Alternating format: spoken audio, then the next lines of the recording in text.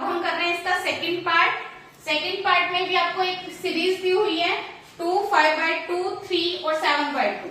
तो पहले हम चेक करेंगे कि ये एपी सीरीज है या नहीं। उसके लिए फर्स्ट डिफरेंस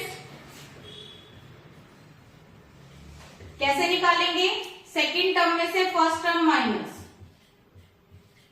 और हमेशा याद रखना अगर एक टर्म अपोन में है तो हमने इसका एलसीएम लेना है। एलसीएम लेंगे 2 2 जा 4, कितना आएगा 1/2। सेकंड डिफरेंस 3 माइनस 5/2, इसमें भी क्या रहेगा इसका एलसीएम 2 3 जा 6। थर्ड डिफरेंस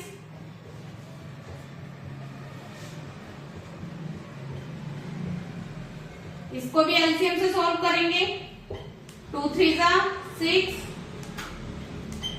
अब आप इसमें आप देख रहे हो इसमें जो डिफरेंस आया हमारे पास, सारे डिफरेंस जो है वो आपस में इक्वल है। अगर डिफरेंस इक्वल है therefore this is an AP. अगर ये एपी में है तो इसका डिफरेंस क्या है, कॉमन डिफरेंस 1/2। और इसी से हम इसकी नेक्स्ट 3 टर्म्स फाइंड करेंगे।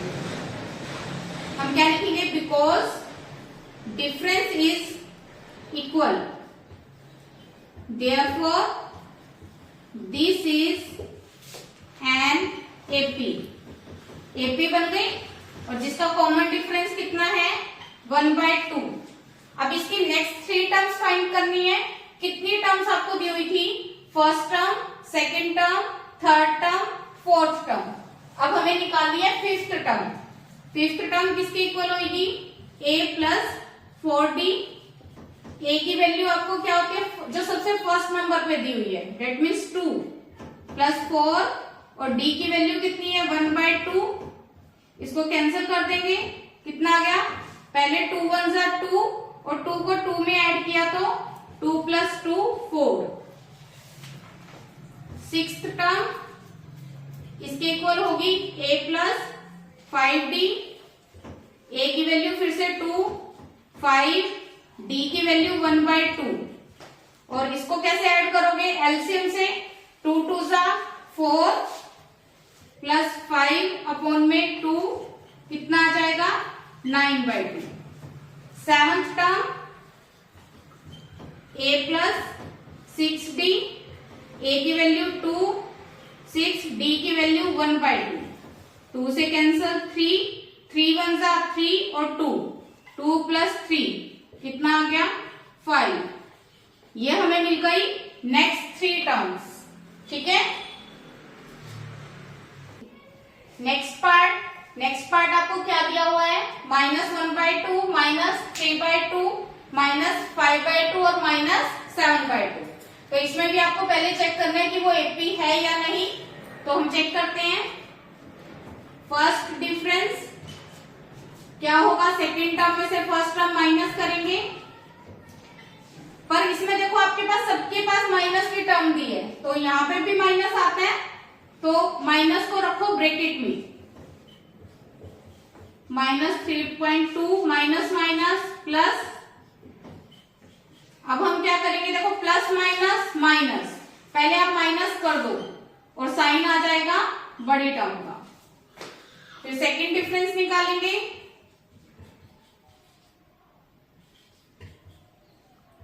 -5.2 माइनस को डालो ब्रैकेट में, माइनस का 5.2 minus minus plus 3.2, plus minus minus, पहले माइनस कर दो साइन बड़ी टर्म का। थर्ड डिफरेंस निकालेंगे, माइनस का 7.2 माइनस का 5.2।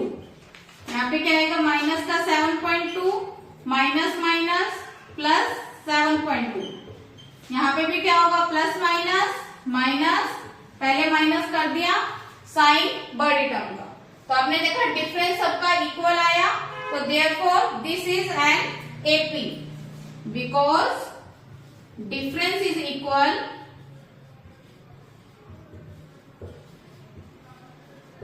therefore this is an AP, और जिसका कॉमन डिफरेंस क्या है, माइनस का 2.0। अगर एपी में है तो नेक्स्ट 3 टर्म्स फाइंड करनी है, तो 4 टर्म्स आपको ऑलरेडी गिवन है, तो हम निकालेंगे fifth term a plus 4d। a की वैल्यू कितनी है, माइनस का 1.2 प्लस 4, और d की वैल्यू है माइनस 2.0।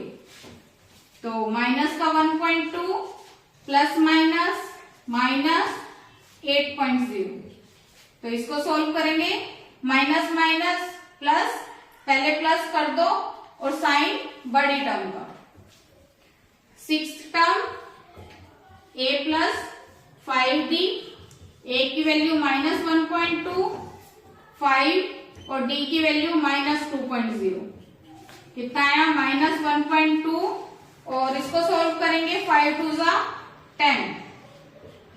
सोल्व करेंगे माइनस माइनस प्लस, और ये कितना आ गया हमारे पास 11.2। Seventh term a plus 6d, a की वैल्यू फिर से माइनस 1.2, 6 और d की वैल्यू माइनस 2.0। मल्टीप्लाई करेंगे प्लस माइनस माइनस 12.0, और सोल्व करने पर माइनस माइनस प्लस, पहले प्लस कर दो और साइन बड़ी टर्म का, और ये मिल गया इसका आंसर। करो नोट डाउन। 3। अब हम कर रहे हैं फोर्थ क्वेश्चन का फोर्थ पार्ट। इसको भी चेक करेंगे पहले कि वो एपी में है या नहीं। तो उसके लिए first difference,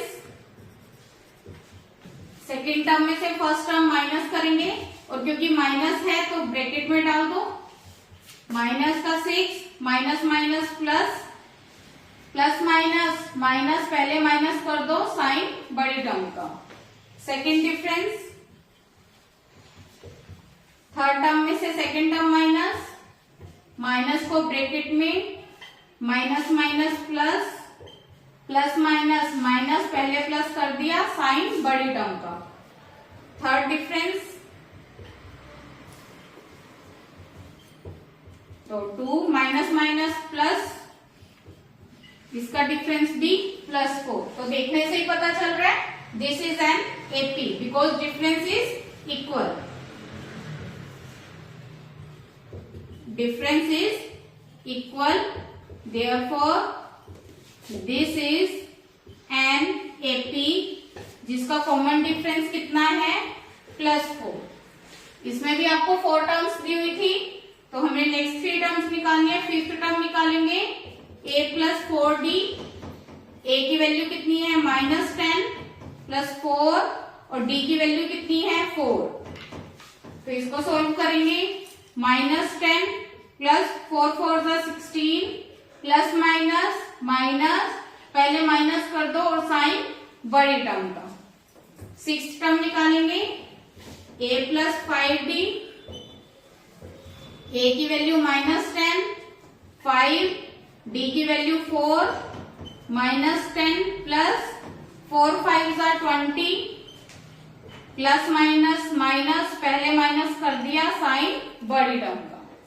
seventh term a plus 6d, a की वैल्यू माइनस 10, 6, d की वैल्यू 4, माइनस 10 प्लस 6 4 जा 24, प्लस माइनस माइनस, पहले माइनस कर दो साइन बड़ी टर्म का। ये मिल गई हमारे पास इसकी नेक्स्ट 3 टर्म्स। ठीक है, करो नोट डाउन। अब हम कर रहे हैं फोर्थ क्वेश्चन का फिफ्थ पार्ट, जो थोड़ा सा डिफरेंट है।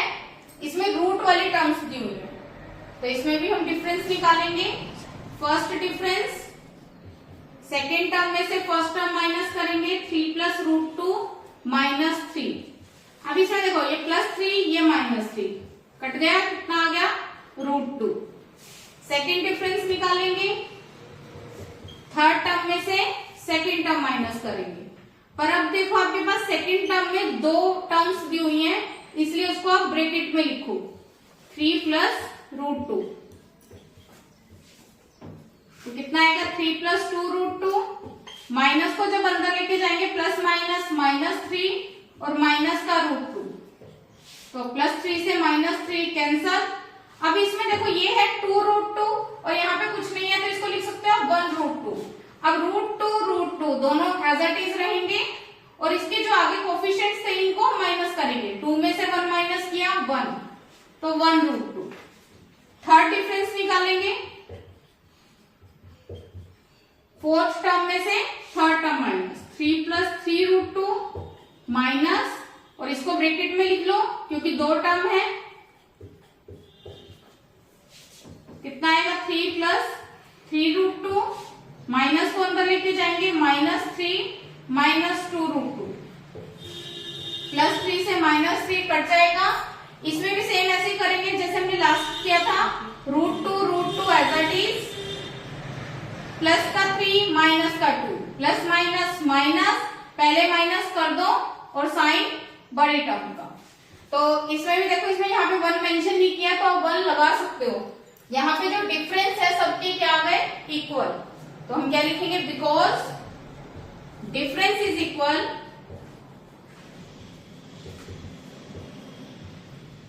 therefore this is an AP, जिसका कॉमन डिफरेंस कितना है √2। तो इसकी 4 टर्म्स आपको मेंशन थी, तो नेक्स्ट 3 टर्म्स निकालनी है। फिफ्थ टर्म क्या आएगा, a + 4d, a की वैल्यू है 3 + 4 और d की वैल्यू है √2। पर अब रूट वाली टर्म विदाउट रूट वाली टर्म में ऐड नहीं हो सकती, ये इतना ही रहेगा। 6th term a + 5d, a की वैल्यू है 3 5, d की वैल्यू √2, ये भी इतना ही रहेगा क्योंकि रूट वाली टर्म विदाउट रूट वाली में ऐड नहीं हो सकती। 7th term a + 6d, a की वैल्यू 3, d की वैल्यू √2, तो ये मिल गई आपकी नेक्स्ट 3 टर्म्स। जितना दिखने में मुश्किल था उतना ये इजी क्वेश्चन है। करो नोट। हेलो स्टूडेंट्स, अब मैं आपको करा रही हूँ 4th क्वेश्चन का 8th पार्ट। इसमें से कुछ पार्ट मैंने आपको नहीं करवाए, वो ऐसा आपका होमवर्क है क्योंकि उस टाइप के मैंने काफी पार्ट्स करवा दिए हैं। तो जो भी पार्ट मैं करवा रही हूँ उसका साथ में नंबर भी लिख रही हूँ, और जो पार्ट्स मैंने छोड़ दिए हैं वो आप खुद ट्राई करोगे, ठीक है। और अगर वो कोई भी आपको किसी भी क्वेश्चन में प्रॉब्लम होगी किसी भी पार्ट में, तो आप मुझे कमेंट सेक्शन में डालो, उसको मैं सोल्व करके जरूर दिखाऊंगी। तो करते हैं ये वाला क्वेश्चन। इसमें भी हम निकालेंगे फर्स्ट डिफरेंस, सेकंड टर्म में से फर्स्ट टर्म माइनस करेंगे, और क्योंकि दोनों के साथ माइनस है तो माइनस को ब्रैकेट में डाल दो। माइनस का 1/2 माइनस माइनस प्लस, प्लस का 1/2 से -1/2 कैंसल, तो डिफरेंस आ गया 0। सेकंड डिफरेंस, थर्ड टर्म में से सेकंड टर्म माइनस करेंगे, माइनस माइनस प्लस 1/2, ये भी कैंसिल हो जाएगा, answer 0। Third difference, fourth term में से थर्ड टर्म माइनस करेंगे, माइनस माइनस प्लस, ये माइनस प्लस कैंसल 0। सबका डिफरेंस इक्वल आ रहा है, बेशक ही 0 ही क्यों ना हो। और एक्सरसाइज जब मैंने आपको शुरू करवाई थी तो मैंने आपको बताया था कि जो हमारा कॉमन डिफरेंस है वो प्लस का भी हो सकता है, माइनस का भी हो सकता है और 0 भी हो सकता है। तो 0 आ रहा है और सबका इक्वल आ रहा है, तो हम लिखेंगे because difference is equal, therefore this is an AP, और जिसका कॉमन डिफरेंस कितना है 0। तो नेक्स्ट 3 टर्म्स फाइंड करनी है। 4 टर्म्स आपको दी हुई थी। फिफ्थ टर्म निकालेंगे, a + 4d, a की वैल्यू -1/2, d की वैल्यू 0, और 0 से मल्टीप्लाई करके ये 0 हो जाएगा, तो कितनी टर्म आ गई, माइनस का 1/2। 6th टर्म निकालेंगे, a + 5d, a की वैल्यू -1/2, d की वैल्यू 0, ये 0 से मल्टीप्लाई होकर 0, तो -1/2।